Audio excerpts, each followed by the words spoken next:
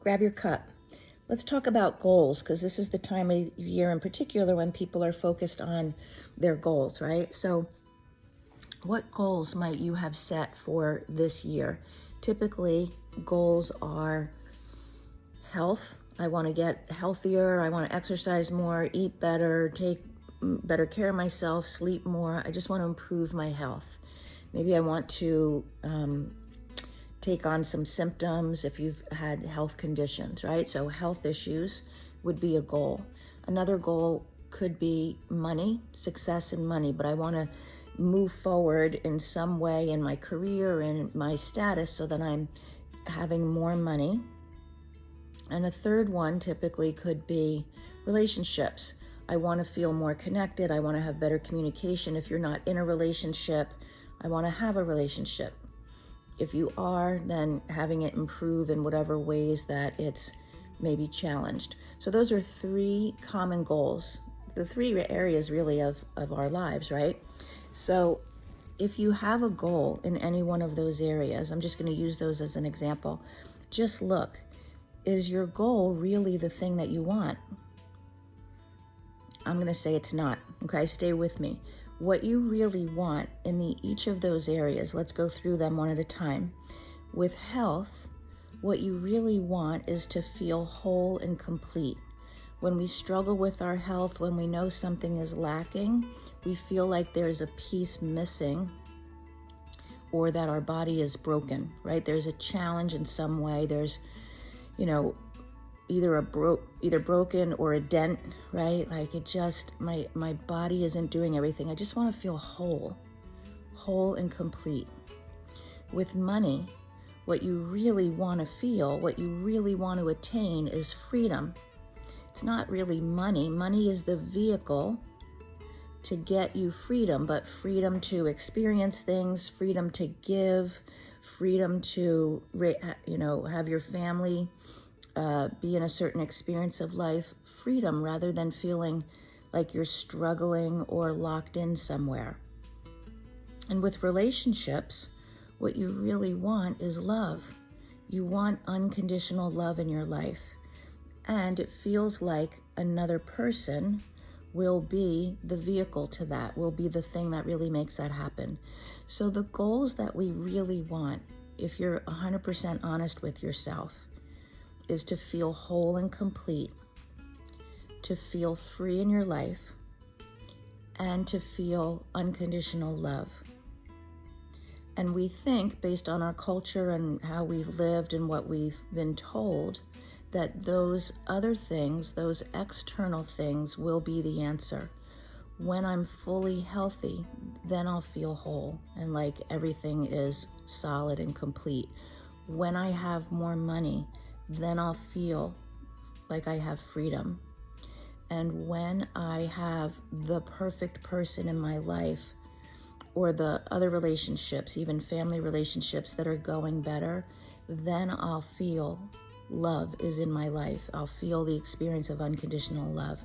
That's really what we all want. Here's the thing. When people attain those external goals, they reverse health symptoms. They get a job that has more money. They create a relationship. 9 times out of 10, at some point, they very quickly still don't feel whole and complete. They still don't feel like they have freedom, and they don't feel unconditional love. They feel like a lot of conditions in the relationship. Like a lot of, well, if they do that for me, then I love them. If they listen to me and take care of my needs, then it's going well. But if they don't, it's not. Like that. You know what I mean? So it's not the external goals. The work to be done in order to feel whole and complete, free, and love, you need to become love. You need to become whole for yourself. And you need to create freedom in your heart and in your soul, regardless of what you're doing, regardless of how much money you have. You can create freedom and abundance with exactly the amount of money that you already have, or less. So If you're really interested in wholeness, freedom and abundance, and unconditional love, the work to be done is internal. It's not external. It's shifting what's inside of you so that you always have access to wholeness. You always have access to love because it's who and what you are. You always have access to an amazing feeling of abundance, regardless of how much money you have to spend.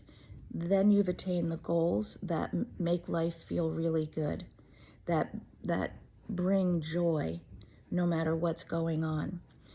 If you rely on the external circumstances, then sometimes you'll be happy, sometimes you won't. But if you do the intrinsic work, the joy is always accessible to you no matter what's happening, even if you lose your job, even if the relationship ends. Do you see what I'm saying? It's really wholeness, abundance and freedom, and love. That's what we work on in Return to You. We work on releasing the past, releasing the conditioning and the messaging. If there's been really difficult circumstances in your life, things that you had to deal with, challenges, if your childhood was very difficult, whatever it is, we work on releasing that so that we have access to the you that you want to be.